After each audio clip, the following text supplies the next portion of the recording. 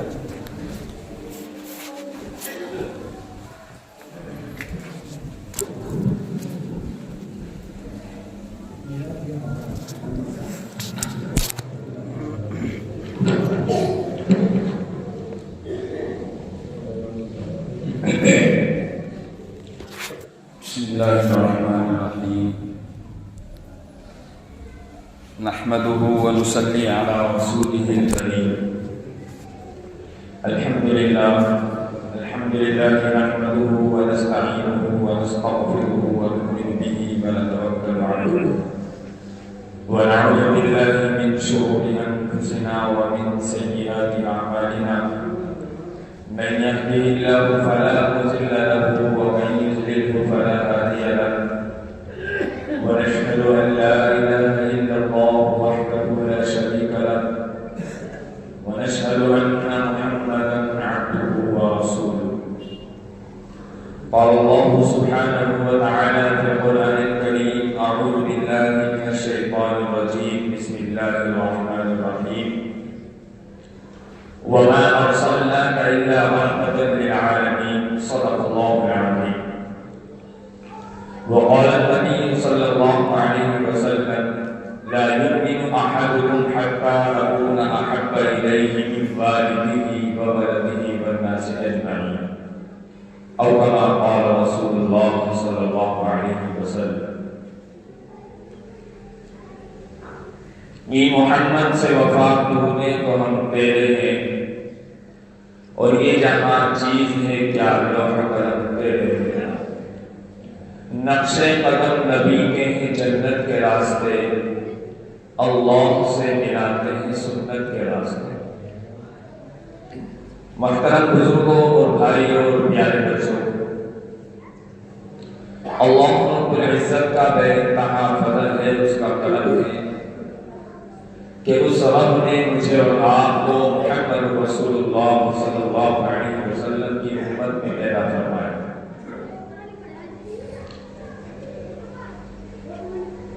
میں نے خطبے کے اندر ایک آیت تلاوت کی ہے اور ایک حدیث پڑھی ہے. اس آیت میں رب کائنات ارشاد فرماتے ہیں: وما ارسلناک الا رحمۃ للعالمین، کہ ہم نے سارے انسانوں کے لیے، بلکہ انسانوں کے لیے نہیں بلکہ 18,000 مخلوقات کے لیے اللہ رب العزت نے محمد رسول اللہ صلی اللہ علیہ وسلم کی ذات اطہر کو رحمت بنا کر بھیجا ہے. آپ کی ذات انسانوں کے لیے بھی رحمت ہے، جناتوں کے لیے بھی رحمت ہے، اور جانوروں کے لیے بھی رحمت ہے، یہاں تک کہ دنیا کے اوپر بسنے والے ہر ایک چیز کے لیے اللہ کے نبی کی ذات اطہر رحمت ہے. ایک حدیث جس میں نبی پاک علیہ السلام ارشاد فرماتے ہیں کہ اگر کوئی شخص مجھ سے محبت رکھتا ہے، اگر کوئی شخص مجھ سے پیار کرتا ہے تو اس کو تمام محبتوں سے اوپر اٹھ کر کے مجھ سے محبت کرنی ہوگی. انسان کی فطرت میں اپنی جان کی زیادہ محبت ہوتی ہے. انسان کی فطرت یہ ہے کہ اسے مال سے زیادہ محبت ہوتی ہے. انسان کی فطرت یہ ہے کہ اسے اولاد سے زیادہ محبت ہوتی ہے. اور انسان کی فطرت یہ ہے کہ اس کو والدین سے بھی زیادہ محبت ہوتی ہے. لیکن اللہ کے نبی جناب محمد رسول اللہ صلی اللہ علیہ وسلم نے ارشاد فرمایا کہ اگر تو اپنی ماں سے یا اپنے باپ سے یا اپنی اولاد سے یا اپنی جان سے زیادہ محبت تجھ سے نہیں کرتا تو تو جھوٹا ہے. اور کیوں نہ ہو، ان سب سے اوپر اٹھ کر کے ہمیں اللہ کے نبی سے محبت کرنی ہے. اور کیوں؟ اس لیے کہ جناب محمد رسول اللہ صلی اللہ علیہ وسلم کے اتنے احسانات میرے اور آپ کے اوپر کہ امی عائشہ کا بیان ہے کہ ایک مرتبہ جناب محمد رسول اللہ صلی اللہ علیہ وسلم کی میرے یہاں باری آئی سونے کی، تو آپ ایک لحاف میں کپڑے میں لیٹے ہوئے تھے. چنانچہ نبی پاک علیہ السلام نے ارشاد فرمایا اے عائشہ چھوڑو مجھے اپنے رب کی عبادت کرنی ہے۔ چنانچہ آپ اٹھے اور مصلی بچھایا۔ امی عائشہ کا بیان یہ ہے کہ آپ نے نیت باندھی اور نیت باندھنے کے بعد آپ نے قرآن کریم پڑھنا شروع کیا۔ آپ پڑھتے رہے جب اس آیت پر پہنچے وَامْتَازُوا الْيَوْمَ أَيُّهَا الْمُجْرِمُونَ کہ کل قیامت کا میدان ہوگا اور رب کائنات کے سامنے ہر ایک چیز کو پیش کیا جائے گا۔ وہاں گناہگار بھی ہوگا، وہاں بدکار بھی ہوگا، وہاں ڈاکو بھی ہوگا، وہاں نیک بھی ہوگی، ہر طرح کے انسان رب کائنات کے سامنے پیش کیے جائیں گے۔ اس وقت اللہ کہے گا وَامْتَازُوا الْيَوْمَ أَيُّهَا الْمُجْرِمُونَ کہ ہٹ جاؤ میرے نیک لوگوں سے دور ہو جاؤ۔ کون لوگ ہوں گے؟ ہو سکتا ہے اس میں بھی ہوں یا آپ بھی ہو۔ وہ گناہ کرنے والے، وہ سٹا لگانے والے، وہ بدکاری کرنے والے، وہ محمد رسول اللہ صلی اللہ علیہ وسلم کی نافرمانیاں کرنے والے، وہ اللہ رب العزت کے حکم کو توڑنے والے۔ اس وقت اللہ یہ اعلان کرے گا ہٹ جائیے میرے نیک لوگوں سے۔ چنانچہ جب نبی پاک علیہ السلام اس آیت پر پہنچتے ہیں وَامْتَازُوا الْيَوْمَ أَيُّهَا الْمُجْرِمُونَ تو آپ اس قدر روتے ہیں۔ امی عائشہ کا بیان یہ ہے کہ آپ کی داڑھی مبارک پر، آپ کا سینہ پر، اور جس وقت میں نے صبح مصلی اٹھایا تو اس مصلی سے بھی پانی ٹپک رہا تھا۔ کیوں؟ اس لیے کہ اللہ کے نبی جناب محمد رسول اللہ صلی اللہ علیہ وسلم کو اس وقت اپنی امت یاد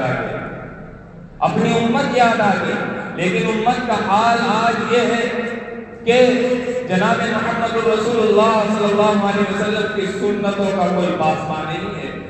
آپ کی سنتوں کو سراسر آگ لگائی جا رہی ہے، چاہے وہ بیاہ شادی ہو، چاہے وہ موت ہو، چاہے وہ کوئی سا بھی فنکشن ہو انسان کی زندگی کا، ہر اس میں اللہ کے نبی کی سنت کو پامال کیا جا رہا ہے۔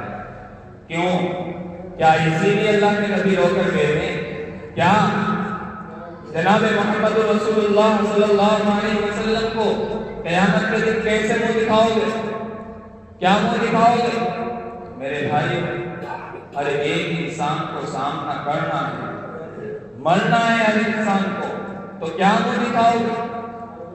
آج ہماری شادی بیاہ اس حال کی ہو چکی ہے کہ ادھر تو نمازیں ہو رہی ہیں اور ادھر عکس بازیاں ہو رہی ہیں۔ کیا یہی ہمارا ایمان ہے؟ کیا ہمیں کوئی روکنے ٹوکنے والا نہیں رہا ہے؟ میرے بھائیو، کب ہمیں شرم آئے گی؟ کیا نبی پاک علیہ السلام کی سنتوں کو ایسے توڑ کر کے تم کامیاب ہو سکتے ہو؟ ہرگز نہیں ہو سکتے۔ برباد تو ہو سکتے ہو لیکن کامیاب نہیں ہو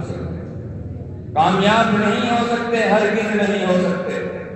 آج نوجوانوں کے حال یہ ہے کہ اگر نوجوان کو اٹھا کر پوچھا جائے کہ محمد رسول اللہ کا حسب نسب بتائیے تو میں کہتا ہوں اس کو شاید اللہ کے نبی کا نام بھی یاد رہا، اللہ کے نبی کا نام بھی یاد رہا۔ یہ حالات ہمارے ہیں، ہم نام کے مسلمان ہیں، کام کے مسلمان نہیں ہیں۔ صرف زبان سے لا الہ الا اللہ محمد رسول اللہ صلی اللہ علیہ وسلم پڑھ کر ہم یہ سوچتے ہیں کہ ہم جنت کے ٹھیکیدار بن گئے۔ ایسا ہو نہیں سکتا، حقیقت میں ہو نہیں سکتا۔ جب تک کہ اس کلمے کی حقیقت دل کے اندر نہ اتر جائے اس وقت تک ہمارا بیڑا پار نہیں ہو سکتا۔ ایک نوجوان وہاں پہنچتا ہے، کہاں؟ ایک شو چلتا ہے، کون بنے گا کروڑپتی، وہ امیتابھ بچن کا وہ شو ہے۔ ایک نوجوان وہاں پہنچتا ہے اور وہاں پہنچنے کے بعد اس کو 4 سوال دیے جاتے ہیں۔ مسلمان ہے، وہ بھی مسلمان، اس کا باپ بھی مسلمان، اس کے بھائی بھی مسلمان، اس کے تایا بھی مسلمان، اس کے دادا بھی مسلمان، وہ مسلمان ہے، لیکن اس کو 4 سوال دیے جاتے ہیں اور وہ سوال اتنے زیادہ ہارڈ نہیں ہیں۔ کون سے سوال؟ اس سے پوچھا جاتا ہے بیٹوئی اگر تم ان سوالوں کا جواب بتا دو تو تمہیں 7 کروڑ روپے دیے جائیں گے۔ کیا سوال؟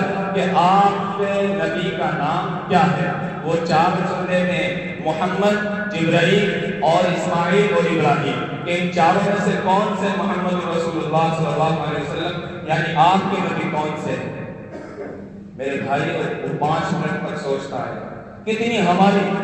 کتنی کمزوری ہو چکی ہے ایمان کی، ہمیں نبی پاک علیہ السلام کا نام تک یاد نہیں ہے۔ وہ شخص، وہ نوجوان کہتا ہے کہ ہمارے نبی نعوذ باللہ جبریل علیہ السلام، جبریل علیہ السلام وہ نبی کا نام بتا رہا ہے۔ ایک وہ کافر جس کو رب کائنات نے بتوں کو اور بتوں کے سامنے سجدہ کر رہا ہے، رب کائنات کو نہیں مانتا، وہ اللہ کے نبی کی ذات اطہر پر ایمان نہیں رکھتا، وہ قرآن پر ایمان نہیں رکھتا، وہ شخص پوچھ رہا ہے کہ تمہارا نبی کون ہے؟ پھر وہی بتلاتا ہے کیا کہ تمہارے نبی کا نام محمد رسول اللہ ہے، محمد ہے تمہارے نبی کا نام، تمہارے باپ کا نام عبداللہ ہے، تمہارے ان کے دادا کا نام عبد المطلب ہے، وہ سارا کا سارا بتلاتا ہے۔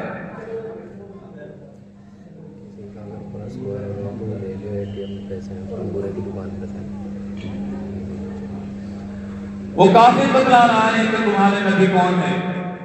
میرے بھائی ہمارا ایمان اتنا کمزور ہو چکا کہ ہمیں محمد رسول اللہ کے نام کا بھی نہیں پتا۔ کیا ہماری نمازیں ہیں اور کیا ہمارے روزے ہیں، کیا ہماری زکوٰۃ ہے، کیا محمد رسول اللہ صلی اللہ علیہ وسلم سے محبت اسی کا نام ہے کہ ہم محمد کے نام کا، رسول اللہ کے نام کا بھی نہیں پتا۔ میرے بھائی یہ حالات حقیقتاً جو اسلام اور دین اسلام اور مسلمانوں پر حالات ہیں، یہ دوسروں کی وجہ سے نہیں ہے، ہماری خود کے کارنامے خود کے کارنامے ہیں۔ ایک عیسائی لڑکی جو اسلام قبول کرنا چاہتی تھی، اس نے اپنے باپ کو کہا کہ میں مسلمان ہونا چاہتی ہوں، میں مسلمان ہونا چاہتی ہوں۔ باپ نے کہا کہ ٹھیک ہے ایک کام کرو، سب سے پہلے ایک بازار چلو میرے ساتھ اور ٹھیلے پہ چلنا ہے۔ چنانچہ اس کا باپ ایک مسلمان ٹھیلے کے اوپر لے کے گیا اور کہا کہ اس سے جا کر کے 2 کلو سیب لیتے نا کہ 2 کلو سیب پنی میں کر۔ اس نے کہا کہ تو مسلمان ہونا ہی چاہتی تھی کہ بہت اچھا، تو مسلمان تو اچھا کام کرتا ہے نا ماشاءاللہ۔ کہا کہ ٹھیک ہے، مسلمان کے ٹھیلے پر گئی، 2 کلو کہ بھائی جان 2 کلو سیب کر دیجیے۔ ان نے جو تھا سب کچھ گلا سڑا، سب کچھ کالی پنی میں کر کے دکھانے کا کچھ اور بیچنے کا کچھ اس نے کر کے کاٹ مار کے دے دیا۔ اب اس کے باپ نے کہا کہ لیا امتحان پڑ گئے، اب چلو ایک غیر مسلم کا ٹھیلا ہے وہاں چلو، اس سے بھی 2 کلو سیب دیتا ہوں۔ چنانچہ وہ لڑکی گئی، اس سے بھی کہا بھائی جان 2 کلو سیب دے دیجیے، اس نے بھی دے دی۔ اس نے اچھے جو دینے تھے، جو تھا اس کے پاس مال ہوئی دیا۔ اس کا باپ اس کو لے کر کے اپنے گھر جاتا ہے اور جا کر کے کہتا ہے بیٹی پہلے تو مسلمان کا دیا ہوا وہ ٹھیلا کھول جس میں اس نے 2 کلو سیب دیے تھے۔ چنانچہ جیسے ہی وہ کھولتی ہے تو اس میں جو سب سے نکمے سیب تھے سارے اس کے اندر پلٹ گئے۔ چنانچہ وہ الٹ دیا، اب کہا کہ ہندو نے دیا ہے، مسلم نے دیا ہے، اسے کھولو۔ اس کو کھولا تو اس نے اچھے تو باپ نے کہا کہ یہی اسلام قبول کرنا چاہتی ہے جس کے دھوکے بات۔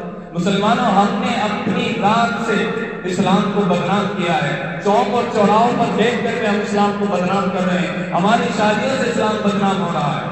کب ہمیں شرم آئے گی، کب ہمیں حیا آئے گی؟ مسلمانوں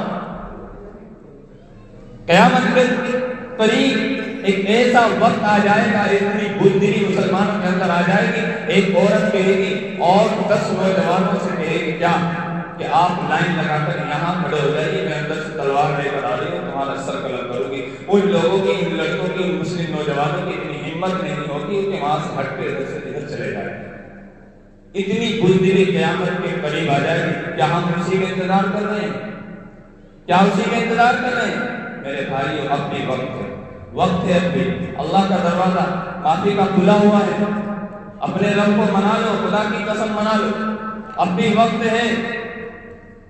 اگر میرے بھائی اسی حالت میں ہماری موت آ گئی تو ہمارا شاید ایمان کے خاتمہ ہو۔